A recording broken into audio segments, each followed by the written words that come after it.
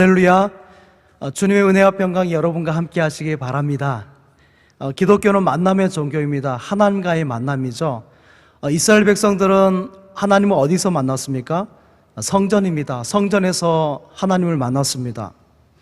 인간의 고통은 하나님과의 만남에서 멀어지기 때문입니다. 하나님을 떠나서 하나님과 동행하면서 멀어지면서 불행하게 되고 하나님으로부터 버림받음으로 고통을 받게 된 것입니다. 그러한 우리를 하나님은 성전을 통해서 기다리시고 또 다시 부르시고 우리를 만나주시고 동행해 주십니다. 하나님과 만남을 통해서 하나님의 사랑과 긍휼과 은혜를 입게 되고 잘못을 뉘우치게 되고 하나님의 자녀로 거듭나는 은혜를 입게 되는 것입니다. 하나님을 떠나서는 어디에도 길이 없고 자유가 없습니다. 하나님을 만나는 길만이 참된 길이요 또한 축복의 길이요 자유의 길인 줄 믿습니다. 하나님을 떠나서는 우리가 아무리 많은 것을 가지고 있다 한들 부족하게 되어져 있고, 아무리 사람들에게 인기를 얻고 또 온 세상 사람부터 사랑을 받는다 할지라도 하나님의 사랑이 없는 한 늘 공허 속에 빠지게 되는 것입니다.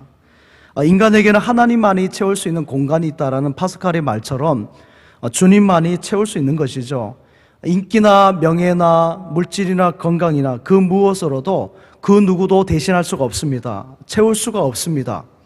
공허한 마음과 가슴을 채울 수 있는 것은 하나님뿐, 하나님의 사랑뿐인 줄 믿습니다.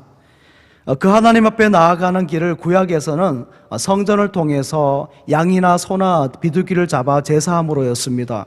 그런데 신약에서는 양이나 소나 비둘기 대신에 하나님께서 그 아들 예수님을 우리를 위해서 친히 양으로서 희생이 되셔서 예수님의 십자가의 죽으심으로 우리가 하나님 앞에 나아갈 수 있는 길을 활짝 열어주신 것입니다. 할렐루야.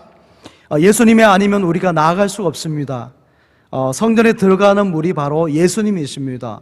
예수님을 통해서 나아가는 거죠. 그래서 예수님께서 문이 되신 것입니다. 요한복음 예수님도 내가 문이다라고 말씀하셨습니다. 예수님을 통하지 않고는 아버지께로 올 자가 없다라고 말씀하셨습니다. 구약의 성전에 들어가면 바로 이렇게 번제단이 있습니다. 그렇듯 예수님이 번제단의 제물이 되셔서 우리를 위해서 피를 쏟으시고 희생 제물이 되셨습니다. 그 번제단을 지나면 물두멍이 있습니다. 이렇듯 우리의 더러워진 몸과 마음은 예수님의 보혈로 씻음 받을 수가 있습니다. 예수님의 보혈의 은혜가 아니면은 씻을 수가 없습니다. 그 다음에 청색, 자색, 홍색 실로 만든 문이 나옵니다. 청색은 생명을 상징하죠. 예수님은 우리의 생명이 되십니다. 그 다음에 우리 자색은 왕의 권위와 건세를 뜻합니다. 만왕의 왕이신 예수님께서 우리에게 영광과 건세와 복을 주시는 것입니다. 다음으로 홍색은 피를 상징하죠. 보혈을 상징합니다. 예수님의 보혈입니다. 창세기에서부터 요한계시록까지 성경은 한 분만을 말씀합니다. 구주 예수님만을 말씀하고 있죠. 예수님이 없으면 아무것도 없으며 예수님이 없으면 어느 것도 이루어질 수가 없습니다. 그러기에 우리 항상 예수님을 바라보고 예수님과 동행하고 예수님을 중심할 때 오뚜기처럼 쓰러지지 않을 것이며 또 어떠한 바람이 부른다 할지라도 흐트러지지 않는 것입니다. 세상에 흔들리지 않는 것이 어디 있습니까? 여러분 세계사를 보십시오. 세상의 권세를 잡았던 권력과 권세, 나라들이 어떻습니까? 아수르나 애굽이나 바사나 로마나 다 흔적 없이 안개와같이 다 사라졌습니다. 어제까지 잘못된 것이 오늘은 옳다라고 말하고 또 어제까지 옳았던 것이 오늘은 틀리다라고 말하고 있습니다. 도덕적인 중심도 또 성률에 있어서 모든 것이 너무 많이 변해 있습니다. 며칠 전에는 미 연방의회에서 마침 기도를 할 때 에이멘, 아멘이라고 하지 않고 에이우먼이라고 했습니다. 그러나 이러한 시대의 상황이라 할지라도 우리 안에 우리의 무게중심에 예수님이 자리를 잡고 계시다면 그 어떠한 것이라도 우리를 넘어뜨릴 수 없는 줄 믿습니다. 영화 글라디에이터에서 그 막시무스 장군을 황제 코모두스가 그렇게 죽이려고 하나 할 수가 없습니다. 이미 코모두스 황제는 그 중심을 잃어버렸습니다. 하지만 막시무스 장군은 그 중심이 든든했죠. 그래서 결국 무게중심이 든든했던 막시무스 장군이 승리를 하게 됩니다. 우리의 중심에 예수님이 계시면은 주님과 동행하면은 그 어떠한 인생의 전투에서도 승리할 줄 믿습니다. 그리고 비록 쓰러진다 할지라도 담임 목사님께서 주일에 C.S. 루이스의 말을 인용한 것처럼 주님과 동행하다 쓰러지는 것은 하나님이 기뻐하신다라고 했습니다. 사도 바울은 예수님과 함께하는, 예수님과 동행하는 모습을 예수님으로 옷 입는다라고 오늘 말씀에 표현하고 있습니다. 우리가 사업을 하든 공부를 하든 무엇을 하든 항상 예수님이 나의 삶의 목표가 되고 중심이 되고 예수님을 옷 입는다면은, 그럴 때 하나님께서는 예수님을 옷 입으면 우리를 쓰러지지 않게 하시고 붙들어 주시고 우리의 무게 중심을 잡아주시는 것입니다. 우리나라는 자유민주주의 국가입니다. 그러나 이 자유민주주의 국가라 할지라도 예수님으로 옷 입지 않으면 안 됩니다. 세계사적으로 민주주의를 잘한 나라들을 살펴보십시오. 모두 다 예수님 중심이었습니다. 미국의 뛰어나고 타고난 대통령들을 보십시오. 링컨이라든지 루즈벨트라든지 아이젠하워라든지 레이건이라든지 모두 예수님 중심이었습니다. 예수님과 동행한 사람들이었습니다. 나라와 정치뿐만 아니라 가정도 마찬가지입니다. 주님을 가정의 가장으로 모시고 동행하면은 주님을 옷 입는 부부가 될 것이고 또한 그런 가정이 될 것입니다. 그래서 하나가 되는 것이죠. 우리가 아무리 하나가 되려고 노력해도 안 됩니다. 하지만 예수님으로 옷 입은 하나가 될 줄 믿습니다. 사업도 예수님으로 옷 입으면 형통하게 되어져 있고, 앞날의 길도 예수님으로 옷 입으면 앞날의 길을 하나님께서 열어주심을 믿습니다. 할렐루야. IT를 중심으로 최첨단 시대, 또 우주 시대, 또 수소차라든지 전기차라든지 이런 첨단 시대를 살아가고 있습니다.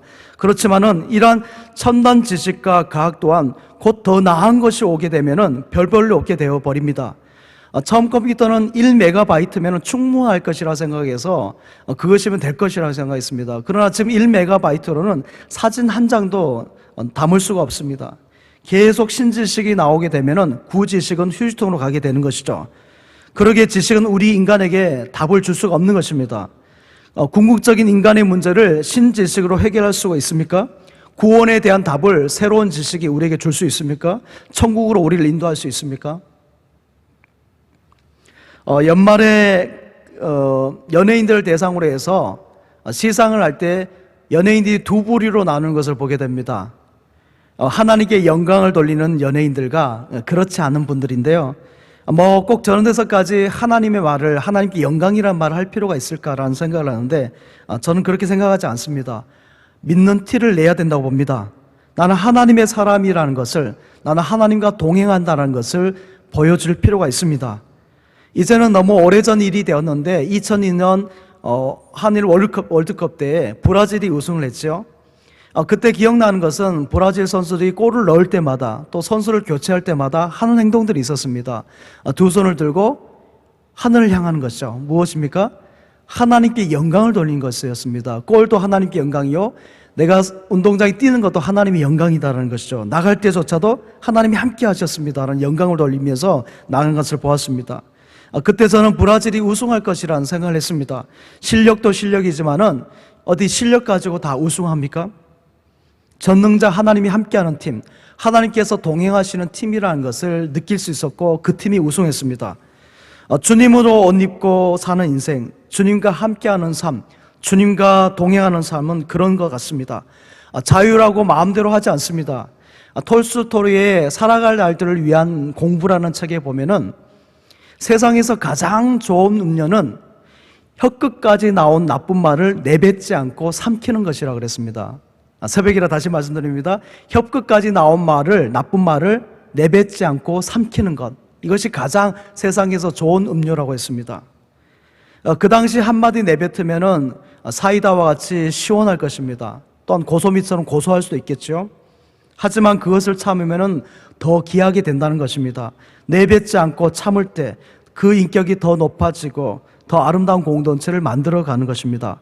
하나님과 동행함이 그것을 통해서 보여지는 것이죠. 우리는 언제 어디서 다시 만날지 모릅니다. 전철이나 쇼핑몰을 가보면은 우리 성도들 꼭 만나게 되어져 있습니다. 또 전체 교육자들이 전에 해외여행을 할 경우에 해외 공항에서도 우리 교인들을 만납니다. 목욕탕이나 안 만나는 곳이 없습니다. 그런데 우리는 종종 이렇게 생각하죠. 이제 다시는 안 보면 되지. 과연 그럴까요? 어디선가 다 만나게 되어져 있고 보게 되어져 있습니다. 그러기에 항상 우리는 예수님으로 옷 입고 살아야 부끄러움을 당하지 않습니다. 고속도로의 하이패스 차선이 점점 더 늘어나는 것 같습니다. 그런데 이 하이패스 구간을 통과하려면 단말기가 있어야 되고 그 하이패스 카드가 있어야 됩니다. 그렇듯이 우리 인생의 도로에서도 영적 하이패스를 하려면 우리가 예수님으로 옷을 입고 있어야 되는 것입니다. 우리는 찬송 가사처럼 기쁠 때나 슬플 때나 바쁠 때나 틈날 때 예수 친히 하신 말씀 날 더 기여겨라. 날 더 기여겨라. 예수님의 옷 입고 예수님을 더 귀하게 여겨야 될 줄 믿습니다. 주님과 동행하는 사람은 그렇습니다. 구약시대 이스라엘은 성전에 들어갈 수 있는 사람이 극히 제한적이었습니다. 이렇게 비대면으로 들여서 극히 제한적인 사람이 온 것처럼 제한적인 사람만 들어왔죠. 아론 계열의 대제사장이나 제사장만 들어갈 정도였습니다.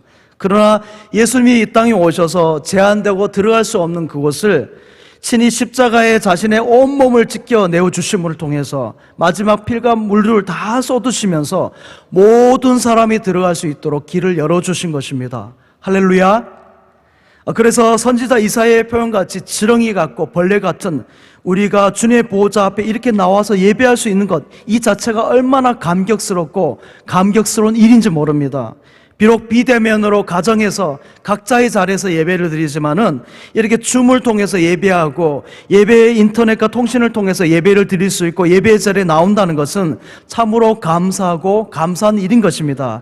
예배 드린다는 것 그 자체가 축복이고 기쁨인 줄 믿습니다. 우리나라와 이 민족이 이렇게 복받고 잘 살게 된 것은 절대적으로 하나님의 은혜입니다. 1884년에 알렌 선교사님을 통해서 처음 복음이 들어왔고 언더우드와 아펜저럴 선교사님들, 많은 선교사님들이 이 복음을 들고 와서 이 땅 이민족에 복음을 전하고 여기에 주님이 나아가는 길을 열어주시고 또 여기에 통해서 학원이나 학교가 세워지고 문명이 대치되고 우리의 삶의 질이 이렇게 높아지게 되었습니다. 예수님으로 없는 민족이 된 것이죠. 예수님의 문화가 전해진 것입니다. 그 은혜로 우리가 지금 이렇게 잘 사는 나라에 살고 있는 것입니다. 그러나 안타까운 것은 그러한 하나님의 은혜를 우리가 점점 잊어가고 있다는 것입니다. 은혜를 물에 새기면 안 됩니다. 마음에 새기고 여러분의 자녀에게 새겨야 될 줄 믿습니다. 구약의 성전에는 세 가지만 있습니다. 금촛대가 있고 진설단이 있고 분향단이 있었습니다. 그중 진설상은 떡상을 말하죠. 이스라엘 12지파가 있었던 것처럼 12개의 떡이 거기에 있었습니다. 예수님은 온 인류의 떡으로 오셨습니다. 그래서 온 인류의 양식이 되어주셨습니다. 교회는 그 떡을 먹으러 나온 것입니다. 떡이 있는 곳이 바로 교회입니다. 베델이란 말이, 구약의 베델이란 말이 바로 떡집이란 말 아닙니까? 예수님은 내가 생명의 떡이다 라고 말씀합니다. 나는 하늘에서 내려온 살아있는 떡이니 사람이 이 떡을 먹으면 영생하리라 라고 말씀하십니다. 예수님 우리에게 산떡이십니다. 할렐루야. 이스라엘 백성들에게 있어서 가장 중요한 성전, 그 성전 안에는 떡이 있습니다. 이것은 이스라엘을 먹이시고 기르시고 보호하시는 하나님의 사랑의 표현인 것입니다. 제가 대학 다닐 때 큰 방앗간에서, 떡방앗간에서 아르바이트를 한 적이 있습니다. 오래전에 설교상에서 말씀한 적이 있습니다만은 그 지역에서는 제일 잘 나가는 소문난 이렇게 떡집이었습니다. 소문을 듣고 많은 사람들이 찾아왔는데 고객 중에서 가장 많았던 분들이 보살이었습니다. 점치는 보살들이 떡을 하러 오는데요. 점치는 보살들은 주로 시루떡을 많이 하는데 시루떡을 가지고 점을 치나 봅니다. 근데 제가 그냥 보낼 리가 없지요. 시루떡의 맨 아래에 떡가루를 앉고 나서 거기다 십자가를 크게 그립니다. 그리고 거기다 떡가루를 얹어서 시루떡을 쪄서 보살님께 드립니다. 그러면 이제 십자가 그려진 떡을 가지고 점을 쳤을 때인데 그 다음에도 다시 많이들 찾아옵니다. 여기 떡집이 그렇게 유명했다는 것은 이 집 떡이 오랫동안 상하지 않는다는 것이었는데 그 비법이 뭐냐면 방부제였습니다. 떡고물에 방부제를 넣으니 당연히 상하지 않는 것이죠. 주인장님이 안수 집사님이셨는데 아무튼 그렇게 했습니다. 떡은 상합니다. 특별히 고물이 들어간 떡이나 팥이 들어간 떡은 당연히 상합니다. 이 세상의 떡은 그렇습니다. 상하고 냄새하고 부패하고 또 생명이 없습니다. 그러나 예수님은 생명의 떡이십니다.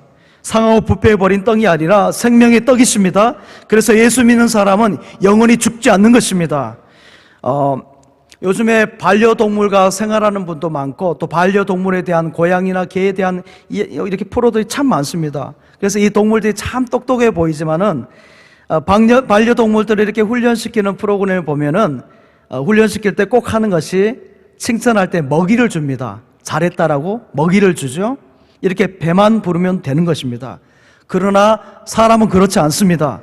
아무리 배가 터질 정도로 많이 먹었다 할지라도, 배부른다 할지라도 하나님의 말씀을 먹지 않고 영적으로 굶주리게 되어져 있고, 하나님의 말씀을 먹지 않으면 영적으로 피폐하게 되어져 있는 것입니다. 하나님과 동행하는 사람은 늘 영의 양식을 먹습니다. 사람이 떡으로만 살 것이 아니요 하나님의 입으로 나오는 말씀으로 살 것이다 라고 예수님께서 말씀하셨습니다. 사람의 거룩함과 가치와 영광은 하나님의 말씀을 듣는 것으로부터 오는 것입니다. 짐승은 입만으로 살아갈 수 있지만은 사람은 입으로 들어가는 육신의 약식으로만 뿐만 아니라 하나님의 말씀을 듣는 귀의 양식을 통해서 살아가는 것입니다. 하나님의 말씀을 먹어야 되는 것입니다. 그래서 하나님의 말씀을 들어야 되는 거죠. 우리는 말씀을 들음으로 먹는 것입니다. 그래야 하나님과 동행할 수 있습니다. 그렇습니다. 말씀은 생명이 있고 힘이 있고 능력이 있습니다. 말씀으로 하나님은 온 우주를 창조하셨고 오늘 예수님은 말씀 속에서 우리를 찾아오시는 것입니다. 말씀으로 우리를 먹여주시는 것이죠. 구약의 성전의 떡은 잠깐 두는 것이 아닙니다. 한 번 두고 마는 것이 아니라 항상 비치하고 두었습니다. 떡이 떨어지면 안 되는 것입니다. 신앙생활 하면서도 마찬가지입니다. 하나님의 말씀이 우리에게 떨어져서는 안 됩니다. 늘 말씀을 붙들어야 됩니다.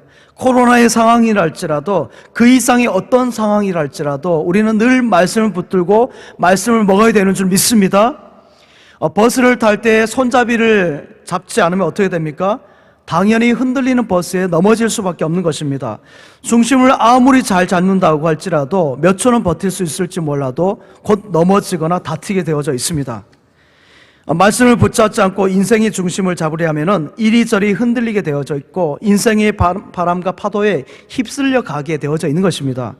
우리가 이 땅을 떠나는 날까지 우리는 항상 하나님의 말씀을 먹고 말씀을 가까이 하고 말씀 안에 거해야 되는 줄 믿습니다. 이것이 바로 하나님과 동행함입니다. 오래전에 다녔던 시골 교회는 도시교회에 비해서 이렇게 보통 성도들의 학력 수준이 참 많이 낮았던 것 같습니다. 그 중에서도 교회 다니시는 분은 시골 다른 분들보다도 더 학력이 낮았던 것 같습니다. 많이 못 배우셨고 또 몸에 장애가 있는 사람도 많았고 애를 못 낳아서 소방 맞은 할머니들도 있고 또 어린아이들, 주로 시골에서도 아주 가난한 층, 극빈층이 많이 교회에 나왔습니다. 그런 분들이 제가 섬겼던 교회의 대다수였습니다. 그런데 놀라운 것은 일자무식한 어르신들이 교회에 나와서 가장 큰 변화가 무엇이냐면은 글자를 알게 된다는 것입니다. 글을 읽습니다. 글을 전에는 학교를 다니지 못해서 못 읽었던 할머니들이 교회에 나오면서 글자를 알게 되는 것이죠. 그래서 다른 시골의 할머니나 할아버지들보다도 교회에 나오신 할머니, 할아버지들이 엄청 똑똑하고 유식하십니다. 정말입니다. 사람 안 될 것 같은 사람도 교회에 나와서 말씀을 들으면 사람이 됩니다. 집에서 포기한 인생이랄지라도 하나님의 말씀이 그 속에 들어가면은 그는 위대한 사람이 될 줄 믿습니다. 왜냐하면 하나님의 말씀은 시편 23편의 말씀같이 소생케 하는 능력이 있기 때문인 줄 믿습니다. 또한 말씀은 치유하게 되는 것이죠. 말씀을 듣다가 우리는 많은 사람 병이 났습니다. 우리가 토요일 새벽을 깨우는 가정에 간증할 때 보십시오. 많은 사람들이 말씀을 듣는 가운데 회복되고 치유된 것을 간증하지 않습니까? 신약이나 구약이라는 것이 약속이란 말씀이지만 우리가 영적인 의미에서는 치유의 약도 되는 것입니다. 말씀이 능력이고 힘이고 치유의 약입니다. 그러기에 사단은 어떻게 합니까? 어떻게 해서라도 그 말씀을 듣는 것을 방해하죠.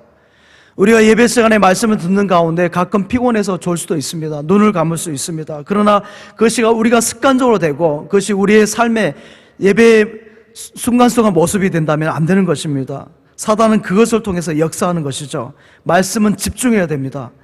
성전에는 질서병이 있었듯이 교회에는 생명의 양식인 말씀이 있습니다.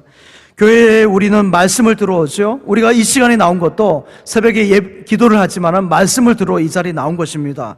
그런데 진설병에는 누룩이 들어가서는 안 됩니다. 누룩이 들어가지 않았기에 맛이 없습니다. 딱딱합니다. 맛이 없고 딱딱한 빵입니다. 맛있는 것을 첨가하지 못한 빵이죠. 그런 의미에서 교회에서 전해지는 말씀은 때로는 딱딱하고 굳어지고 맛이 없을 수가 있습니다. TV 오락 프로그램이나 재미난 프로그램처럼 그런 맛있고 달콤한 맛이 나지 않을 수 있습니다. 물론 말씀을 쇼처럼 맛있게 하고 달콤하게 할 수도 있을 것입니다. 그러나 하나님의 말씀은 말씀대로 전해져야 됩니다. 그렇지 않으면 변질되어져 버리고 순수하게 전해져야 되는 것입니다. 예수님의 십자가의 복음에 무엇을 첨가할 수 있겠습니까? 예수님의 보혈에 무엇을 넣을 수가 있겠습니까? 집밥이 아닌 그 식당이나 이런 다른 곳에서 식사를 하게 되면은 더 맛있을 때가 있습니다. 물론 저희 집의 이야기는 아닙니다. 다 그렇지는 않겠지만은 식당이나 밖에서 식사를 하게 되면은 반찬이 대부분 자극적입니다. 맵고 짜고 달고입니다. 또 MSG가 많이 들어가죠. 집에서도 반찬할 때 국에다가 여러분 라면 수프를 몰래 넣어 보십시오. 국맛이 확 달라집니다.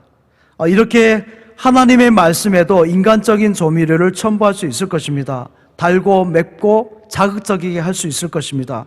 그러나 한두 번 맛있을 것이지만은 그러나 그 맛이 오래가지 못한다는 것이죠. 말씀은 읽기를 따라가지 않습니다. 시대를 따라가지 않습니다. 하나님의 말씀은 어제나 오늘이나 영원토록 동일하신 줄 믿습니다.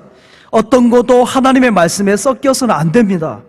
교회는 오직 하나님의 말씀이 전해져야 되고 전해지는 그 말씀을 들으려야 되지 세상의 말을 들으려고 기대하면 되는 것이 안 됩니다. 죄송합니다. 아침 말이 꼬입니다. 세상의 맛을 기대해서는 안 되는 것입니다. 세상의 인기나 흐름은 잠깐입니다. 그렇게 인기가 쉬울 줄 몰랐던 연예인의 인기가 어떻습니까? 하루아침에 그냥 바닥일 때가 있습니다. 가수 사이 씨의 강남 스타일이 10년, 20년을 갈 줄 알았지만 그렇지 않습니다.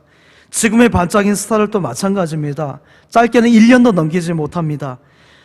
지금 화려한 조명과 많은 인기 속에 취해 있지만은 그 많은 팬들이 소리를 지르고 하나둘 팬들이 어떻게 합니까? 다른 연예인들에게 시프트 해버립니다. 다 이동해버리는 것이죠. 혼자 남는 고독한 시간이 오는 것입니다. 정말 한순간입니다. 그러나 하나님의 말씀의 진설병은 영원한 줄 믿습니다. 시대의 흐름을 따라가지 않습니다. 세상적인 것이나 인위적인 것이나 인본적인 것에 기대지 않았기에 그런 것에 영향을 받지 않습니다. 말씀의 진설병은 영원한 것입니다.